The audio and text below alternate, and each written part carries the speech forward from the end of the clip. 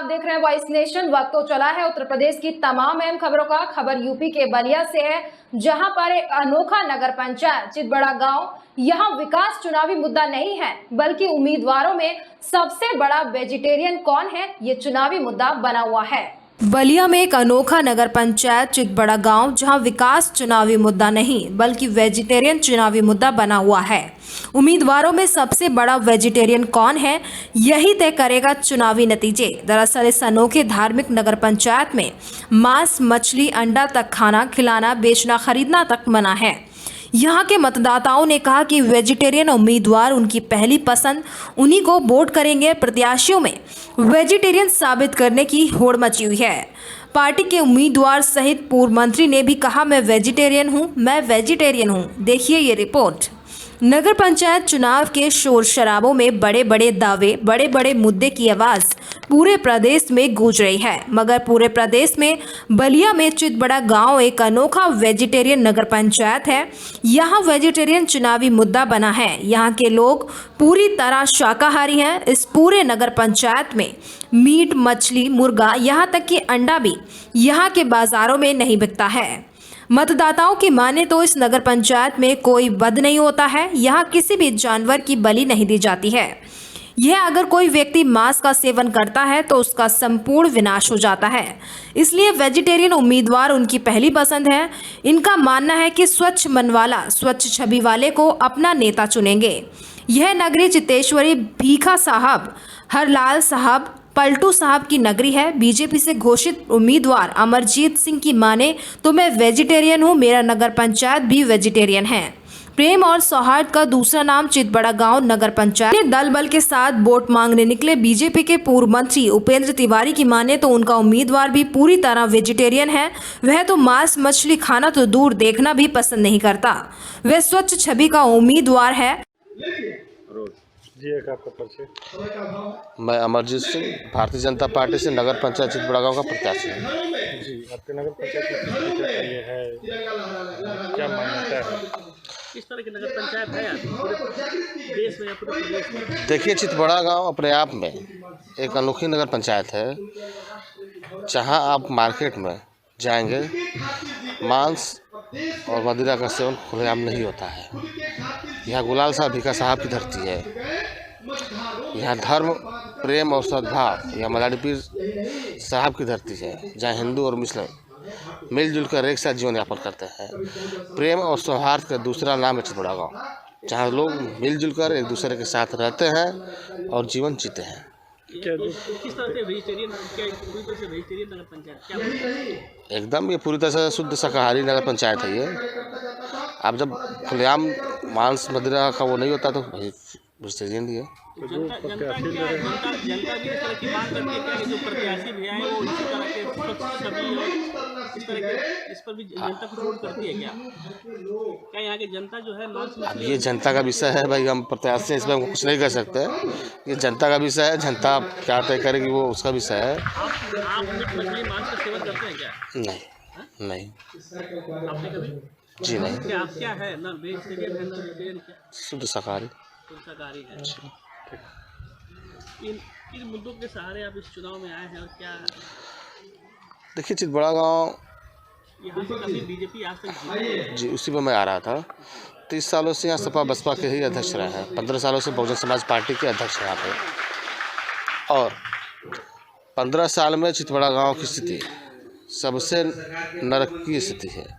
कहने को हमारा चितबड़ा गांव आदर्श नगर पंचायत है जब नगर पंचायत में प्रवेश करेंगे, लेकिन चितबड़ा गांव किसी भी मामले में आदर्श नहीं है।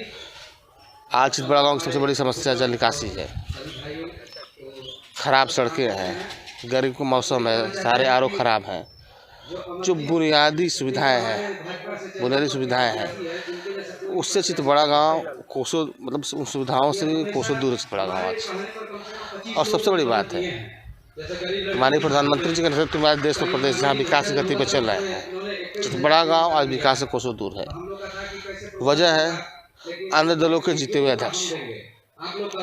सरकार से पैसा आता है। अभी पिछले अध्यक्ष की बात करें तो 5 साल उनका यही रोना रहा कि हमें सरकार के लोग काम करने नहीं देते। काम तो अपना कर ही लेते हैं, अपना काम हो जाता है, जनता काम नहीं होता है। तो मैं यहाँ के लोगों से ही अपील करूँगा कि जब आप 11 मई को अपना वोट देने जाएं, आपका एक वोट आपके 5 साल तय करेगा। और भारतीय जनता पार्टी के सरकार माननीय योगी जीतेवाद है, मान्यता है। अब भारतीय जनता पार्टी हमारे यहाँ पूर्ण वाला हो, स्वच्छ छवि वाला वोट नहीं करेगी। जो यहाँ के जो भी प्रत्याशी है। बढ़ते हैं अगली खबर की ओर। खबर दिल्ली से है, जहां पर जंतर मंतर पर चल रहे पहलवानों के समर्थन में भारतीय किसान यूनियन के राष्ट्रीय प्रवक्ता राकेश टिकैत अपने काफिले के साथ पहुंचे हैं। यूपी दिल्ली गाजीपुर बॉर्डर से भारतीय किसान यूनियन के राष्ट्रीय प्रवक्ता राकेश टिकैत का काफिला जैसे ही गुजरा, दिल्ली पुलिस ने उन्हें और उनके काफिले को रोक लिया। बाद में उनकी गाड़ियों की चेकिंग की गई। राकेश टिकैत ने कहा कि दिल्ली पुलिस ने रोका है, वह अपना काम कर रहे हैं और हम अपना काम करेंगे। जंतर मंतर पर चल रही पहलवानों के समर्थन में भारतीय किसान यूनियन किसान वहां पहुंच रहे हैं। राकेश टिकैत ने यह भी कहा, आगे की रणनीति वहीं पहुंचकर तय होगी। अलग अलग खाप से जुड़े हुए लोग जंतर मंतर पहुंच रहे हैं। राकेश टिकैत का कहना है कि बड़ी संख्या में पहलवानों के समर्थन में किसान जंतर मंतर पहुंच रहे हैं। पूछे गए सवाल पर लड़ाई यूपी वर्सेस हरियाणा बन चुकी है। इस पर राकेश टिकैत ने कहा कि ऐसा कुछ नहीं है, अगर ऐसा है तो हमें चुनाव में हरा दीजिए। राकेश टिकैत का कहना है कि FIR हो गई है तो ब्रजभूषण शरण सिंह की गिरफ्तारी होनी चाहिए। सर कहाँ जा रहे थे, आपको पुलिस ने रोका? दरअसल में हम लोग जंतर मंतर पे जा रहे थे, फिलहाल गोविंदाचार्य जी से हमारा टाइम फिक्स है। तो हमारा तो कहना है कि भाई किसानों को दिल्ली में जाने से क्यों रोका जाता है, और पहलवान जिन्होंने गोल्ड मेडलिस्ट है उनकी बात सुननी चाहिए प्रधानमंत्री जी को। भाई बहरहाल पहलवान है जिन्होंने ओलंपियन है, तो उनकी बात सुन के उनकी समस्या को हल करना चाहिए। अच्छा, राकेश टिकैत जी भी आ रहे हैं क्या? हाँ आ रहे हैं। यहाँ से कितने किसान जाएंगे? देखो किसान तो हजारों हो जाएंगे, सभी किसानों को बोला गया जाने के लिए। हाँ अभी किसान आ रहे हैं, सारे देश से किसान आएंगे जल्दी। पुलिस रोक और रही है जिस तरह से ये नहीं प्रधानमंत्री जी ने सुनवाई की जल्दी, तो निश्चित रूप से आंदोलन फिर किसान आंदोलन हो जाएगा 13 महीने फिर दिल्ली के। पुलिस रोक रही है आप सबको बॉर्डर पर? रोकनी गलत बात है, खैर रोकना नहीं चाहिए। हम तो किसान हैं, हम तो खेत से आए हैं। तो फिर पहलवानों के लिए किसान क्यों उधर है? पहलवानों के अखाड़ों में नहीं, पहलवान हमारे तो बेटी है, पहलवान सारे हमारे बेटी है। जिसके साथ अन्याय होगा उसके साथ भारतीय किसान यूनियन वर्ग और पश्चिम प्रदेश मुक्ति मोर्चा रहेगा। आज आप जा रहे हैं, आप छोटे समर्थन मिला है और आप भी जा रहे हैं, नरेश टिकैत जी भी जा रहे हैं, किस तरह का समर्थन मिला किसान यूनियन? देखो सभी का है, समर्थन मिल रहा है उनको, सभी का है, सभी लोग जा रहे हैं, खाप पंचायत के लोग जा रहे हैं और आज अपना निर्णय लेंगे वहाँ पे।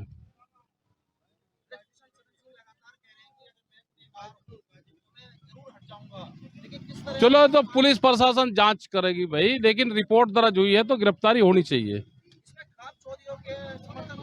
नहीं क्यों नहीं मिलेगा भाई, सामाजिक काम है तो सामाजिक काम में रहना चाहिए समर्थन सबको।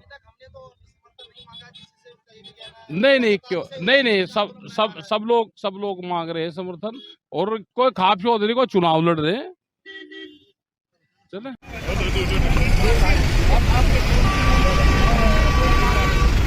कैसा आप दिल्ली जा रहे हैं? आप दिल्ली जा रहे हैं। तो जैसे मतलब क्या आह्वान किया था? काफी आपकी कहा था कि काफी जाएंगे, खाप चौधरी जाएंगे, वहाँ पे जिम्मेदार लोग होंगे, जाएंगे। आगे की क्या रणनीति है? आगे जाएंगे, आज सलाह करेंगे, सलाह मशवरा करेंगे। ये क्रांति गेट है।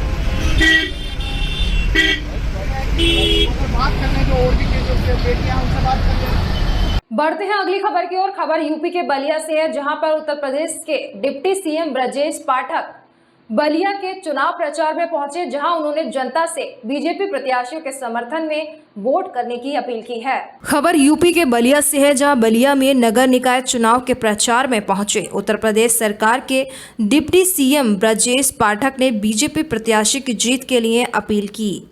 वहीं मंच से उन्होंने कहा कि दुनिया के पैमानों पर भारत की छवि 2014 से पहले भ्रष्टाचार करने वाले देशों की सूची में था। कांग्रेस पार्टी के ढेर सारे मंत्री जेल में थे। हम कह सकते हैं कि दुनिया के पैमाने पर भारत की छवि विश्व गुरु की थी। उस तरह प्रधानमंत्री मोदी जी के नेतृत्व में भारत दुनिया का नंबर 1 राष्ट्र बनने में तेजी से आगे बढ़ रहा है। वहीं उन्होंने कहा कि कसाब का नाम दुनिया का बच्चा जान गया है हिंदुस्तान में, क्योंकि कई वर्ष तक भारत में बिरयानी खाते रहे हैं, लेकिन जब पुलवामा अटैक हुआ तब 2019 में प्रधानमंत्री नरेंद्र मोदी ने सेना को खुली छूट दी, पाकिस्तान में घुस के 400 से आतंकवादियों को ध्वस्त करने का काम किया। वहीं उन्होंने कहा कि केरल स्टोरी सभी को देखनी चाहिए। हम प्रदेश के सभी बहनों से अपील करते हैं कि उसे देखें और समझें कि भारत के किसी एक राज्य में बहनों के ऊपर अत्याचार हो रहा है। जी वो जैसे प्रस्ताव आएगा कर देंगे, अच्छी बात है। और केरल स्टोरी तो सभी को देखना चाहिए और हम प्रदेश के सभी बहनों से अपील करते हैं कि उसको देखें और समझें कि किस ढंग से भारत के किसी एक राज्य में किस ढंग से बहनों के ऊपर अत्याचार हो रहा है। अब प्रस्ताव आएगा तो जरूर करेंगे।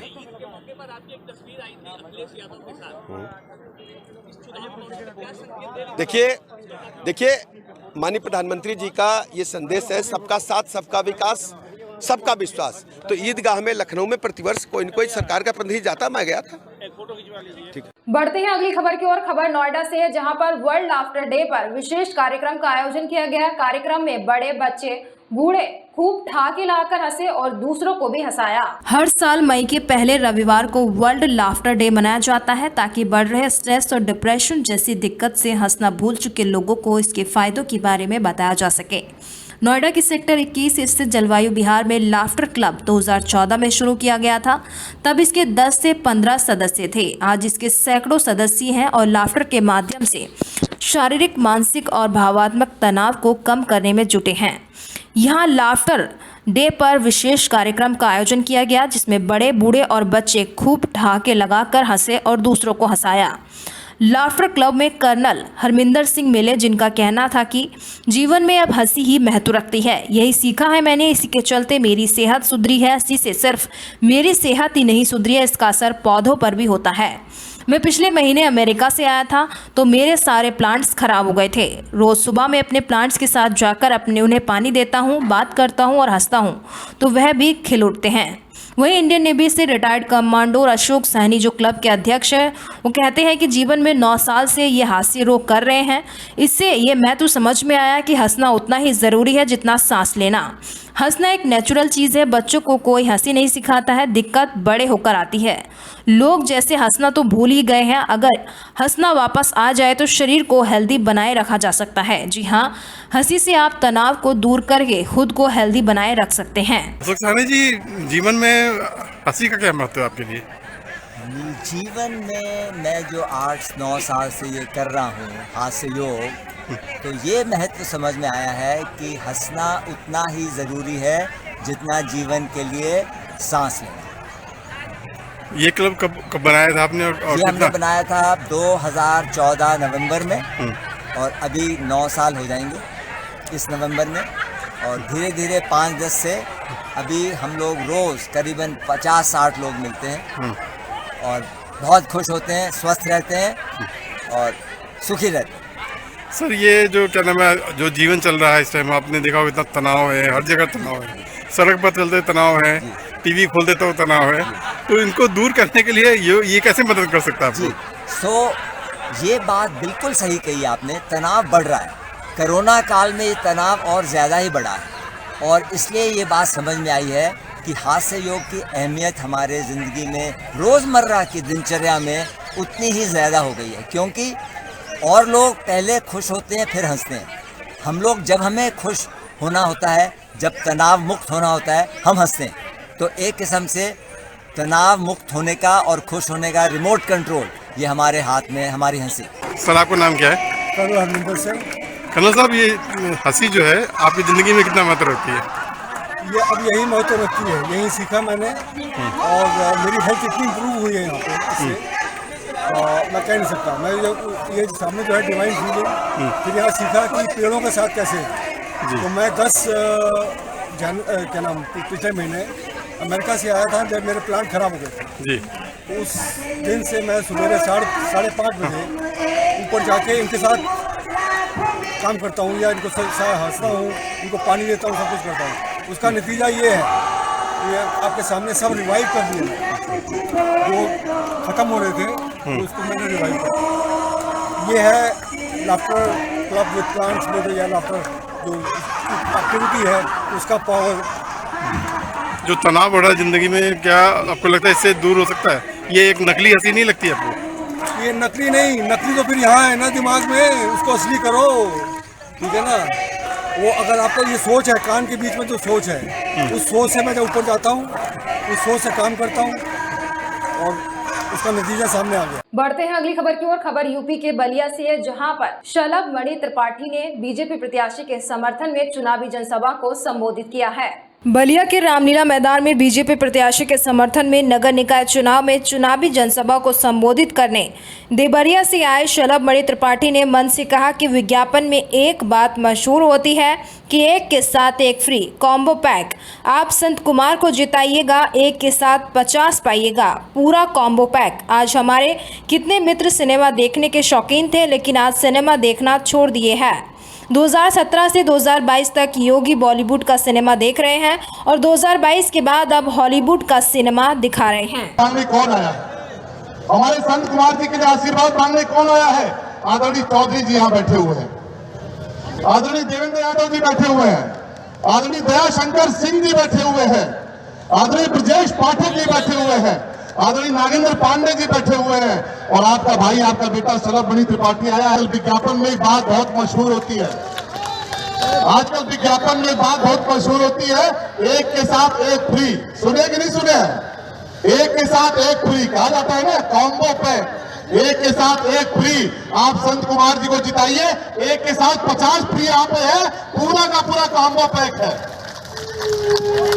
जब ब्रजेश पाठक जी हम लोग चुनाव लड़ते हैं तो ब्रजेश पाठक जी अपनी चिंता से ज्यादा हम सबकी चिंता करते हैं। दयाशंकर जी चुनाव लड़ रहे। बढ़ते हैं अगली खबर की ओर। दादरी के वार्ड नंबर 20 से भारतीय जनता पार्टी की तरफ से सभासद पद से चुनावी मैदान में रामवती किन्नर हैं। आपको बता दें कि दादरी नगरपालिका के वार्ड नंबर 20 से भारतीय जनता पार्टी की तरफ से सभासद पद की उम्मीदवार हैं रामवती किन्नर के समर्थन में मुस्लिम समाज के लोग काफी संख्या में लोगों से वोट करने की अपील कर रहे हैं। रामवती किन्नर का कस्बा दादरी में जगह जगह स्वागत हो रहा है, तो वहीं क्रिकेट के खिलाड़ी भी अपने कार्यक्रम में बतौर मुख्य अतिथि के रूप में रामवती को बुला रहे हैं और सम्मान दे रहे हैं। दरअसल रामवती किन्नर हमेशा पहले से ही समाज सेवा करती रही हैं। उन लोगों के कहने पर अब वे राजनीति में उतर गई हैं। रामवती किन्नर का कहना है कि अब वे हमेशा लोगों की मदद करना चाहती हैं और राजनीति में आने का मकसद भी उनका इसीलिए है क्योंकि वह राजनीति करते हुए लोगों के मन और तन से मदद करना चाहती हैं। लेकिन अब देखने वाली यह बड़ी बात होगी कि कस्बा दादरी की जनता क्या रामवती किन्नर को पसंद करती है या नहीं। कमल के फूल को जिताओ और अल्लाह के हुक्म से तुम्हारा खेल का मैदान चेयरमैन से मैं निकलवाऊंगी। एक मैदान पक्का कराऊंगी चेयरमैन साहब से कह के। रामवती जी जिंदाबाद, कमल का फूल जिंदाबाद। चेयरमैन की रिपोर्ट कमल के फूल पर और मेंबर की रिपोर्ट वार्ड नंबर 20 से कमल के फूल पर।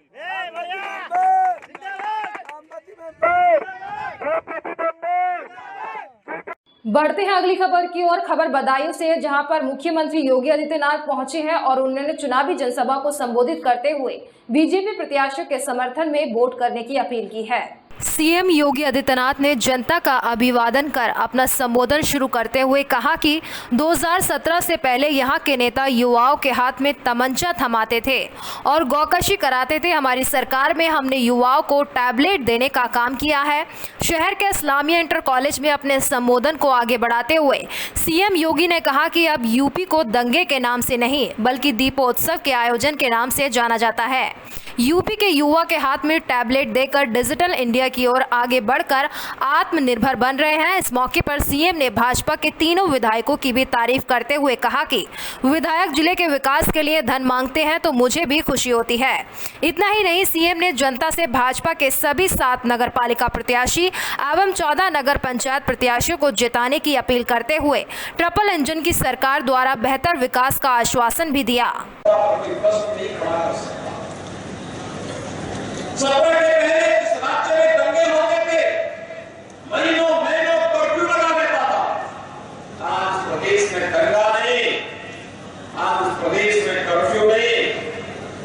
अब तो भाइयों बहनों, लोग ये भी कहते हैं कि नो दंगा, नो कर्फ्यू, नो दंगा, यूपी में सब बैठ सकता। आज तो लोगों की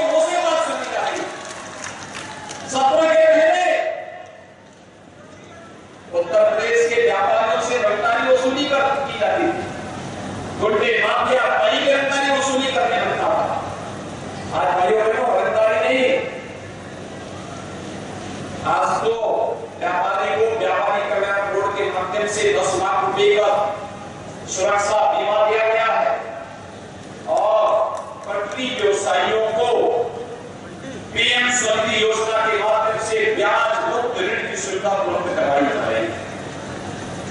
भाइयों बहनों, तेजी के साथ भारत के विकास का ग्रोथ इंजन बन रहा है। अभी आपने देखा होगा ग्लोबल इन्वेस्टर समिट हुआ। ग्लोबल इन्वेस्टर समिट में बधाइयों में निवेश के प्रस्ताव प्राप्त हुए और प्रस्ताव प्राप्त होने के बाद आपने देखा होगा 35 लाख करोड़ रुपए के प्रस्ताव जिसके धरातल पर उतरेंगे। 1 करोड़ युवाओं को नौकरी मिलेगी उत्तर प्रदेश के अंदर, 1 करोड़ युवाओं को।